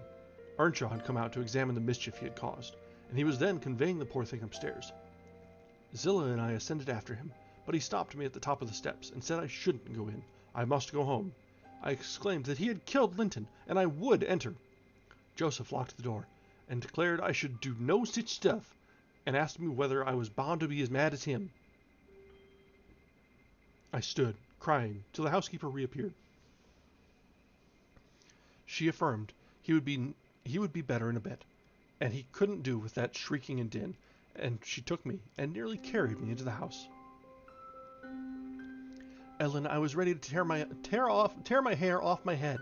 I sobbed and wept so that my eyes were almost blind, and the ruffian you have such sympathy with stood opposite, presuming every now and then to bid me wisht, and denying that it was his fault, and finally, frightened by my assertions that I would tell Papa, and that he should be put in prison and hanged, he commenced blubbering himself, and hurried out to hide his cowardly agitation. Still, I was not rid of him. When at length they compelled me to depart, and I had got some 100 yards off the premises, he suddenly issued from the shadow of the roadside, and checked Minnie, and took hold of me. Miss Catherine, I'm ill grieved, he began, but it's rather too bad. I gave him a cut with my whip, thinking perhaps he would murder me. He let go, thundering off one of his horrid curses, and I galloped home more than half out of my senses. I didn't bid you good night that evening, and I didn't go to Wuthering Heights the next. I wished to go exceedingly, but I was strangely excited, and dreaded to hear that Linton was dead. Sometimes, and sometimes shuddered at the thought of encountering Hareton. On the third day, I took courage, at least. I couldn't bear longer suspense, and stole off once more. I went at 5 o'clock, and walked, fancying I might manage to creep into the house, and up to Linton's room, unobserved. However, the dogs gave notice of my approach. Zillah received me, and saying the lad was mending nicely, showed me into a small, tidy carpeted apartment, where, to my inexpressible joy, I beheld Linton laid on a little sofa, reading one of my books. But he would neither speak to me nor look at me, through a whole hour, Ellen. He has such an unhappy temper, and what quite confounded me, when he did open his mouth, it was to utter the falsehood that I had occasioned the uproar, and Hareton was not to blame. Unable to reply, except passionately, I got up and walked from the room. He sent after me a faint "Catherine!" He did not reckon on being answered so. But I wouldn't turn back.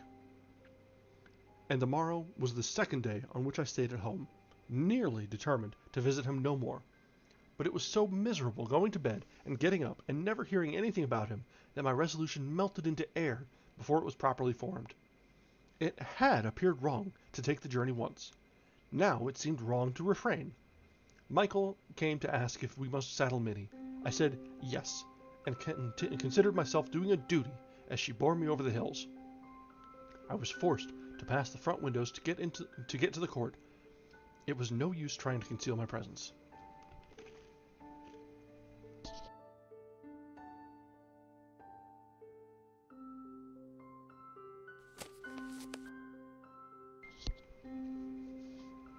"Young master is in the house," said Zillah, as she saw me making for the parlor. I went in, and Earnshaw was there also, but he quitted the room directly. Linton sat in the great armchair half asleep. Walking up to the fire, I began in a serious tone, partly meaning it to be true. "As you don't like me, Linton, and as you think I come on purpose to hurt you, and pretend that I do so every time, this is our last meeting. Let us say goodbye, and tell Mr. Heathcliff that you have no wish to see me, and that he mustn't invent any more falsehoods on the subject." "Sit down and take your hat off, Catherine," he answered. "You are so much happier than I am, you ought to be better. Papa talks enough of my defects, and shows enough scorn of me to make it natural I should doubt myself.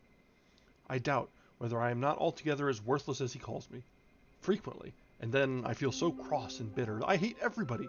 I am worthless, and bad in temper, and bad in spirit, almost always, and, if you choose, you may say goodbye, and you'll get rid of an annoyance. Only, Catherine, do me this justice. Believe that if I might be as sweet and as kind and as good as you are, I would be, as willingly, and more so than as happy and as healthy. And believe that your kindness has made me love you deeper than if I deserved your love. And though I couldn't and cannot help showing my nature to you, I regret it and repent it, and shall regret and repent it till I die. I felt he spoke the truth, and I felt I must forgive him, and though we should quarrel the next moment, I must forgive him again. We were reconciled, but we cried, both of us, the whole time I stayed, not entirely for sorrow. Yet I was sorry Linton had that distorted nature. He'll never let his friends be at ease, and he'll never be at ease himself. I have always gone to his little parlor since that night, because his father returned the day after. About 3 times, I think, we have been merry and hopeful, as we were the first evening. The rest of my visits were dreary and troubled. Now with his selfishness and spite, and now with his sufferings. But I've learned to endure the former with nearly as little resentment as the latter. Mr. Heathcliff purposely avoids me. I have hardly seen him at all. Last Sunday, indeed, coming earlier than usual, I heard him abusing poor Linton cruelly for his conduct of the night before. I can't tell how he knew of it, unless he listened. Linton had certainly behaved provokingly, however. It was the business of nobody but me, and I interrupted Mr. Heathcliff's lecture by entering and telling him so. He burst into a laugh, and went away, saying he was glad I took that view of the matter. Since then, I've told Linton we must whisper his bitter things. Now, Ellen, you have heard all. I can't be prevented from going to Wuthering Heights, except by inflicting misery on 2 people. Whereas, if you'll only not tell Papa, my going need disturb the tranquillity of none. You'll not tell, will you? It will be very heartless if you do. I'll make up my mind on that point by tomorrow, Miss Catherine, I replied. It requires some study, and so I'll leave you to your rest, and go think it over. I thought it over aloud, in my master's presence, walking straight from her room to his, relating the whole story, with the exception of her conversations with her cousin, and any mention of Hareton. Mr. Linton was alarmed and distressed, more than he would acknowledge to me. In the morning, Catherine learnt my betrayal of her confidence, and she learnt also that her secret visits were to end. In vain she wept and writhed against the interdict, and implored her father to have pity on Linton. All she got to comfort her was a promise that he would write and give him leave to come to the Grange when he pleased, but explaining that he must no longer expect to see Catherine at Wuthering Heights. Perhaps, had he been aware of his nephew's disposition and the state of health, he would have seen fit to withhold even that slight consolation. And that brings us to the end of chapter 24. Catherine's going to try and fix him. I just know it. That's where this is all leading. She can fix him. Oh, and that never ends well, does it? Lordy, oh lordy.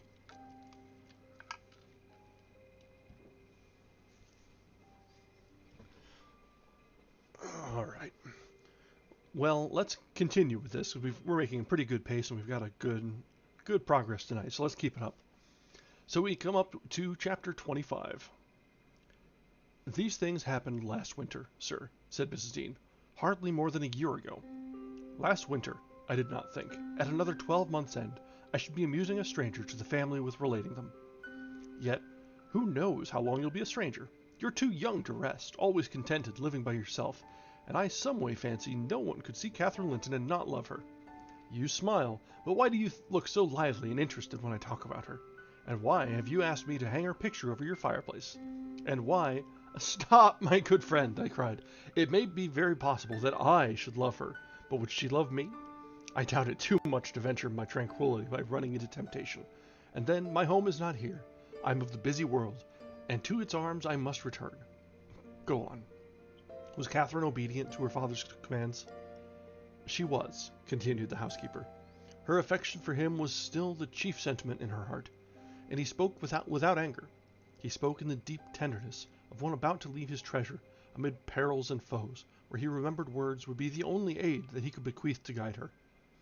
He said to me, a few days afterwards, I wish my nephew would write, Ellen, or call. Tell me, sincerely, what you think of him.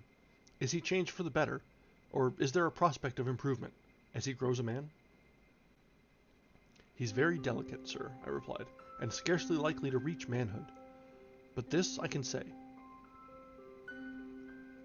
He does not resemble his father, and if Miss Catherine had the misfortune to marry him, he would not be beyond her control, unless she were extremely foolishly indulgent. However, master, you'll have plenty of time to get acquainted with him, and see whether he would suit her. It wants 4 years and more to his being of age.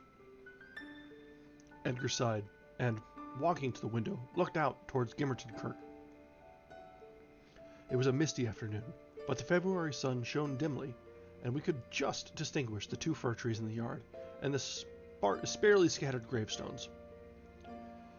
I've prayed often, he half soliloquized, for the approach of what is coming, and now I begin to shrink, and fear it. I thought the memory of the hour I came down that glen a bridegroom would be less sweet than the anticipation that I was soon, in a few months, or possibly weeks, to be carried up, and laid in its lonely hollow. Ellen, I've been very happy with my little Cathy. Through winter nights and summer days, she was a living hope at my side. But I've been as happy musing by myself among these stones, under that old church, lying, through the long June evenings, on the green mound of her mother's grave, and wishing, yearning for the time when I might lie beneath it. What can I do for Cathy? How must I quit her? I'd not care one moment for Linton being Heathcliff's son, nor for his taking her from me, if he could console her for my loss. I'd not care that Heathcliff gained his ends, and triumphed in robbing me of my last blessing. But should Linton be unworthy, only a feeble tool to his father, I cannot abandon her to him, and, hard though it be to crush her buoyant spirit, I must preserve in making her sad while I live, and leaving her solitary when I die. Darling, I'd rather resign her to God, and lay her in the earth before me. Resign her to God as it is, sir, I answered, and if we should lose you, which may he forbid, under his providence, I'll stand her friend and counselor to the last. Miss Catherine is a good girl. I don't fear that she will go wilfully wrong, and people who do their duty are always finally rewarded. Spring advanced, yet my master gathered no real strength. Though he resumed his walks in the grounds with his daughter, to her inexperienced notions, this itself was a sign of convalescence. And then his cheek was often flushed, and his eyes were bright. She felt sure of his recovering. On her 17th birthday, he did not visit the churchyard. It was raining, and I observed, "You'll surely not go out tonight, sir." He answered, "No, I'll defer it this year, a little longer." He wrote again to Linton, expressing his great desire to see him, and, had the invalid been presentable, I've no doubt his father would have permitted him to come. As it was, being instructed, he returned an answer, intimating that Mr. Heathcliff objected to his calling at the Grange, but his uncle's kind remembrance delighted him, and he hoped to meet him sometimes in his rambles, and personally to petition that his cousin and he might not remain long so utterly divided. That part of his letter was simple, and probably his own. Heathcliff knew he could plead eloquently for Catherine's company then. "I do not ask," he said, "that she may visit here, but I am never to see her, because my father forbids me to go to her home." "And you forbid her to come to mine?" "Do, now and then, ride with her towards the heights, and let us exchange a few words in your presence. We have done nothing to deserve this separation, and you are not angry with me. You have no reason to dislike me. You allow, yourself. Dear uncle, send me a kind note tomorrow, and leave to join you anywhere you please, except at Thrushcross Grange. I believe an interview would convince you that my father's character is not mine. He affirms I am more your nephew than his son, and though I have faults which render me unworthy of Catherine, she has excused them, and for her sake you should also. You inquire after my health. It is better, but while I remain cut off from all hope, and doomed to solitude, or the society of those who never did and never will like me, how can I be cheerful and well?" Edgar, though he felt for the boy, could not consent to grant his request, because he could not accompany Catherine. He said, in summer, perhaps, they might meet. Meantime, he wished him to continue writing at intervals, and engaged to give him what advice and comfort he was able by letter, being well aware of his hard position in his family. Linton complied, and, had he been unrestrained, would probably have spoiled all by filling his epistles with complaints and lamentations, but his father kept a sharp watch over him, and, of course, insisted on every line that my master sent being shown. So, instead of penning his peculiar personal sufferings and distresses. The themes constantly uppermost in his thoughts, he harped on the cruel obligation of being held asunder from his friend and love, and gently intimated that Mr. Linton must allow an interview soon, or he should fear he was purposely deceiving him with empty promises. Cathy was a powerful ally at home, and between them they at length persuaded my master to acquiesce in their having a ride or a walk together about once a week under my guardianship. And on the moors nearest the Grange, for June found him still declining. Though he had set aside yearly a portion of his income for my young lady's fortune, he had a natural desire that she might retain, or at least return in a short time to, the house of her ancestors, and he considered her only prospect of doing that was by a union with his heir. He had no idea that the latter was failing almost as fast as himself, nor had anyone, I believe, no doctor visited the Heights, and no one saw Master Heathcliff to make report of his condition among us. I, for my part, began to fancy my forebodings were false, and that he must be actually rallying, when he mentioned riding and walking on the moors, and seemed so earnest in pursuing his object. I could not picture a father treating a dying child as tyrannically and wickedly as I afterwards learned Heathcliff had treated him, to compel this apparent eagerness, his efforts redoubling the more imminently his avaricious and unfeeling plans were threatened with defeat by death. Well, that was a short chapter. That brought us to the end of chapter 25. It seems like Senior Linton is weakening in his resolve, and seeing his own end coming pretty quickly. And as we found in this chapter, at this point in the tale, we're only a year out from present. So things are going to be happening very quickly, I'm sure. Very quickly. Linton the younger is failing fast. Linton the elder is also not long for the world. And as we've seen, Catherine was with Heathcliff at Wuthering Heights at the start of the book. So we all know how this is going to end. It's just a matter of the steps to get there now. We've got about a quarter of the book left, but we've still also got about a quarter of an hour tonight. So let's try and get through another chapter, maybe two. This next one is also really short. And we'll see how fast this is going. As we're getting further along in the book, the pace is really accelerating. Yes. Yes, everyone is terrible and the cousins are getting into relationships with each other. Welcome to Arkansas?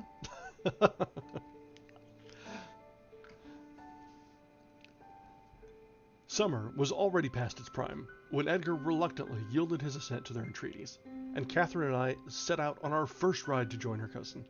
It was a close, sultry day, devoid of sunshine, but with a sky too dappled and hazy to threaten rain, and our place of meeting had been fixed at the Guidestone by those crossroads. On arriving there, however, a little herd boy, dispatched as a messenger, told us that Maister Leighton were just over this side of the Heights, and he'd be much obliged to us to gang on a bit further. Then, Master Linton has forgot the first injunction of his uncle, I observed. He bid us to keep on the Grange land, and here we are, off at once. Well, we'll turn our horses' heads round when we reach him, answered my companion. Our excursion shall lie towards home. But when we reached him, and that was scarcely a quarter of a mile from his own door, we found he had no horse, and we were forced to dismount, and leave ours to graze. He lay on the heath, awaiting our approach, and did not rise till we came within a few yards.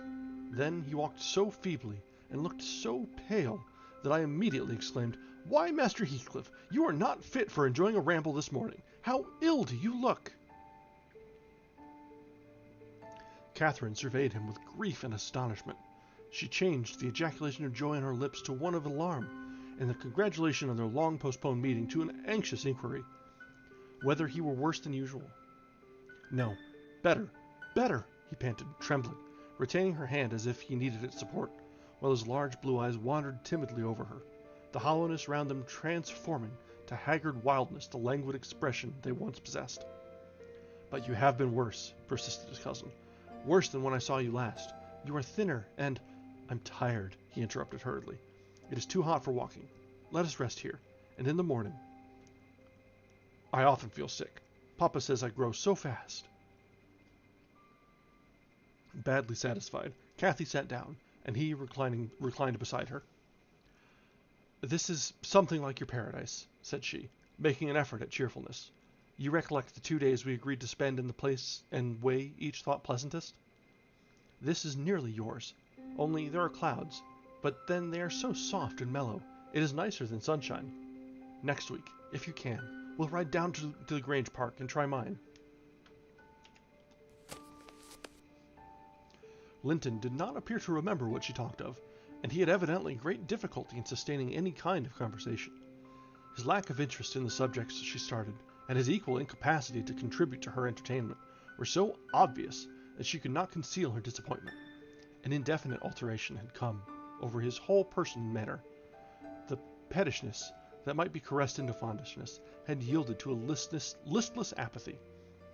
There was less of the peevish temper of a child which frets and teases on purpose to be soothed, and more of the self-absorbed moroseness of a confirmed invalid, repelling consolation, and ready to regard the good-humored mirth of others as an insult. Catherine perceived, as well as I did, that he held it rather a punishment than a gratification to endure our company, and she made no scruple of proposing, presently, to depart. That proposal unexpectedly roused Linton from his lethargy, and threw him into a strange state of agitation. He glanced fearfully towards the heights, begging she would remain another half-hour at least. But I think, said Cathy, you'd be more charitable at home than sitting here, and I cannot amuse you today. I see, by my tales and songs and chatter, you have grown wiser than I in these 6 months. You have little taste for my diversions now, or else, if I could amuse you, I'd willingly stay. Stay to rest yourself, he replied. And Catherine, don't think or say that I'm very unwell. It is the heavy weather and heat that makes me dull. And I walked about, before you came, a great deal for me. Tell Uncle I'm in tolerable health, will you? I'll tell him that you say so, Linton. I couldn't affirm that you are, observed my young lady, wondering at his pertinacious assertion of what was evidently an untruth. And be here again next Thursday, continued he, shunning her puzzled gaze, and give him my thanks for permitting you to come. My best thanks, Catherine.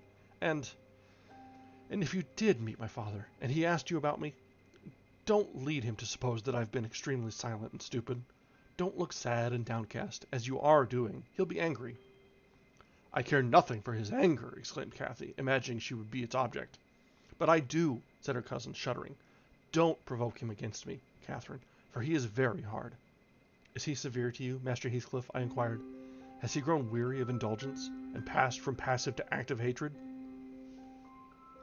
Linton looked at me, but did not answer, and, after keeping her seat by his side another 10 minutes, during which his head fell drowsily on his breast, and he uttered nothing except suppressed moans of exhaustion or pain, Cathy began to seek solace in looking for bilberries, and sharing the produce of her researches with me, she did not offer any of them to him, for she saw further notice would only weary and annoy. Is it half an hour now, Ellen? She whispered in my ear at last. I can't tell why we should stay. He's asleep, and Papa will be wanting us back. Well, we must not leave him asleep, I answered. Wait till he wakes, and be patient. You were mighty eager to set off, but your longing to see poor Linton has soon evaporated.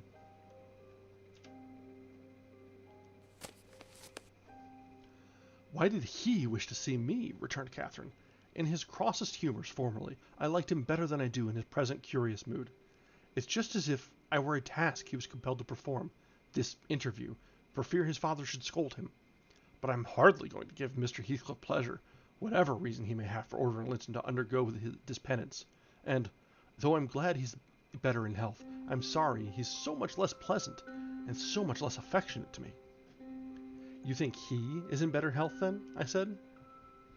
Yes, she answered, because he always made such a great deal of his sufferings, you know. He is not tolerably well, as he told me to tell Papa, but he's better, very likely. There you differ with me, Miss Cathy, I remarked. I should conjecture him to be far worse. Linton here started from his slumber in bewildered terror, and asked if anyone had called his name. No, said Catherine, unless in dreams. I cannot conceive how you managed to doze out of doors in the morning. I thought I heard my father, he gasped, glancing up to the frowning Nab above us. You are sure nobody spoke? Quite sure, replied his cousin. Only Ellen and I were disputing concerning your health. Are you truly stronger, Linton, than when we separated in winter? If you be, I'm certain one thing is not stronger, your regard for me. Speak, are you? The tears gushed from Linton's eyes as he answered, Yes, yes, I am. And still, under the spell of the imaginary voice, his gaze wandered up and down to detect its owner. Kathy rose. For today we must part, she said, and I won't conceal that I have been sadly disappointed with our meeting, though I'll mention it to nobody but you. Not that I stand in awe of Mr. Heathcliff. Hush, murmured Linton. For God's sake, hush! He's coming! And he clung to Catherine's arm, striving to detain her. But at that announcement she hastily disengaged herself, and whistled to Minnie, who obeyed her like a dog. I'll be here next Thursday, she cried, springing to the saddle. Goodbye. Quick, Ellen. And so we left him, scarcely conscious of our departure, so absorbed was he in anticipating his father's approach. Before we reached home, Catherine's displeasure softened into a perplexed sensation of pity and regret, largely blended with vague, uneasy doubts about Linton's actual circumstances, physical and social, in which I partook, though I counseled her not to say much, for a second journey would make us better judges. My master requested an account of our ongoings. His nephew's offering of thanks was duly delivered, Miss Cathy gently touching on the rest. I also threw little light on his inquiries, for I hardly knew what to hide and what to reveal. And that brings us to the end of chapter 26, wherein Linton was an asshole. But no, it seems he's fading very quickly. And it seems to me that Heathcliff is putting a great deal of pressure on him to woo Cathy before his time is up. So we'll see whether or not her sympathy outweighs her sense. It seems pretty likely to me, as she seems to have a bit of her head's full of flower fields, and we'll see whether our worst fears come to light in this case. Well, our next chapter is a little bit longer, and we are at about 75% of the way through the book, and there are 2 days left in this weekend to read. So I think we will probably stop the reading here tonight, probably sit around and chat for a little while, but this will be a good place to leave off, and I imagine we will definitely finish by Sunday's reading. Depending on how long or how dense these next few chapters are, we may finish a little early on Sunday, in which case we'll have time to reflect and talk about the book at leisure. And if not, if it takes the full time, then we can take some time on Tuesday to talk about the book. But I think that's going to be our plans for the next couple days. We have just a little bit left in this one. Like I said, we're about 3/4 of the way through. We're within a year of the current day. So the very long entire book of flashbacks is nearly caught up to the present, and we've almost seen the characters that we saw at the beginning and how they've developed and how they've become who they are. And I think we have a little bit yet to see where Heathcliff is finding his disillusionment and how Cathy is so bitter as we found her at the very, very beginning. Hareton is very much the same already. He's I don't think there's a whole lot of character development left for Hareton. Nellie, I know she's the narrator, and there may be a little bit of a hint of unreliable narration in this, since she's the one telling the story, but something tells me that, she's off in that house by herself and maintaining the house. There's definitely some lingering thoughts there, that I'm sure will be probably brought to bear at the end as well. So we'll see how things shake out. But as much as I hate every character in this book, they're all so damn irritable. The book itself is enjoyable. It's I'd say so. do you know, like, if you watch Always Sunny in Philadelphia, it's all about the absolute worst people getting into trouble, and like you're watching them and just following their misadventures. This is like that, but not intended to be funny. Um, it's like watching Springer if it was real people. Um, yeah, exactly. And this is exactly that. It's well written, terrible people, which it feels larger than life. Because like you know, in real life, people are terrible. There are people have darker natures and have their poor motivations, and like they can be vindictive and cruel and heartless, or just blindly follow their passions. So that's all things that we know and we can understand and can root. But this is so much bigger than that. Um, Heathcliff is so much. He's the all the worst traits that you can imagine bundled into one person. So it's almost like a tall tale, a folk hero of how to be awful, and all the people around him are just playing into the schemes. It's just falling apart. Um, and it all like it falls back the every step of the way. There's someone that was being awful to mold early Heathcliff into being who he was, and then later Heathcliff in turn molding those around him to shape his world to reflect his inner torment. Um, so it's not all a hell of his own making, but he's definitely had his shape in the architecture, his hand in the architecture. That's for sure. All right. Well, before we get to talking about it too much, because I do want to leave some reflection for after we finish the book. Yeah, definitely cycles of abuse. As you mentioned earlier, the apples and the trees. Um, there's things tend to repeat themselves. We see it in real life and we see it in literature. But yeah, okay. I don't want to reflect too much on this because I do want to leave things for us to talk about after we finish the book. Because we'll have some time to fill, and that'll be a great time to talk about it. So I think we're just going to go ahead and finish up tonight. Thank you very much for joining us. We've made good progress tonight. And the book is really progressing. We're coming up to what I presume is, well, there's not really a traditional climax in this. There's been a lot of ups and downs, and like there peaks through the different points where we get the revelations. And we're definitely coming up on the big ones, I'm sure. So we'll catch those probably tomorrow, and there will be the last of them on Sunday, I'm sure.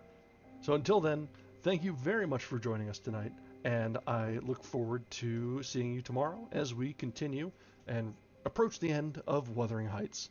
Thanks very much, everyone. Have a great night.